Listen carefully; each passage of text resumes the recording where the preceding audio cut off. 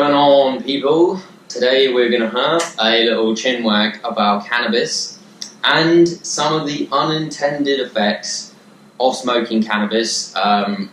Likely, if you've been a chronic user of the sweet Mary Jane, then like me, you might have experienced the paradoxical effects of increased depression when you smoke cannabis.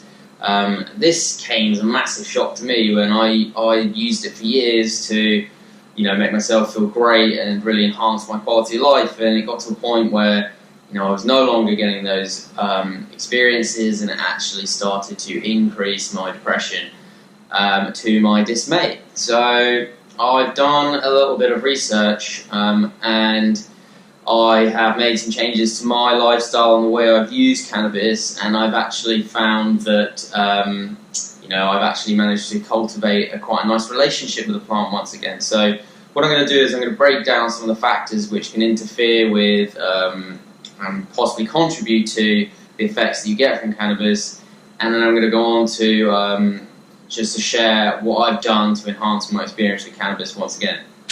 So, numero uno. One of the big effects that smoking weed can have on your mood is based on the type of strain. So, obviously you have different types of strains. You have indicas, you have sativas, you have hybrids, but also below the surface you have strains with very different cannabinoid profiles. And not only do they have varying cannabinoid profiles, you also have different profiles of terpenes. So, for example, you can have a strain with high CBD, a low THC, vice versa, and you've got to consider the other cannabinoids like CBN, CBG, and something like THCA. So, these cannabinoids and their very unique combinations can have, different effects on your mood and your experience. Based on your own genetics and your own biochemical blueprint. So, just to keep it fairly basic, let's take THC and CBD for example. Those are the two most famous cannabinoids and the ones that have been most studied. So, I think it's fair to say that we can understand a little bit about the way they work. They actually operate in like a seesaw. They balance each other out. And THC produces quite a lot of psychoactive effects and really has quite profound effects on mood, whereas CBD is the non-psychoactive and fairly mood-stabilizing cannabinoid. And that's really down to their activity at the CB1 receptor. It's mostly in the central nervous system, the brain, and produces quite a lot of effects on mood, whereas CB2 is more immune modulating. THC activates the CB1 receptor, and you get a whole slew of neurotransmitters released which affect your mood.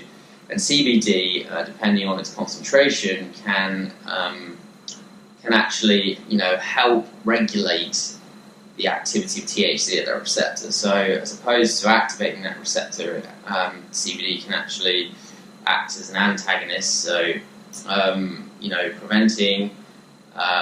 preventing THC overly activating the CB1 receptor. So, in effect, you get a mood stabilizing quality from a balanced cannabinoid profile in terms of CBD and THC. So it's not going to be exactly the same for everyone. Someone might get a great experience from a 2-to-1 THC-CBD ratio. Someone might get a good effect from a 1-to-1. It's completely subjective, completely based on you as an individual. So, and that's not even considering the other cannabinoids there. Also, the terpenes, which you can find in bud and which you can find in plants, are they play a part in the effects on mood as well. For example, limonene is a terpene which has effects on mood. It can be quite relaxing and calming. And it's one that's quite commonly found in lavender and has quite anxiolytic effects. So the terpene profile is a consideration in this as well. So that's the type of strain.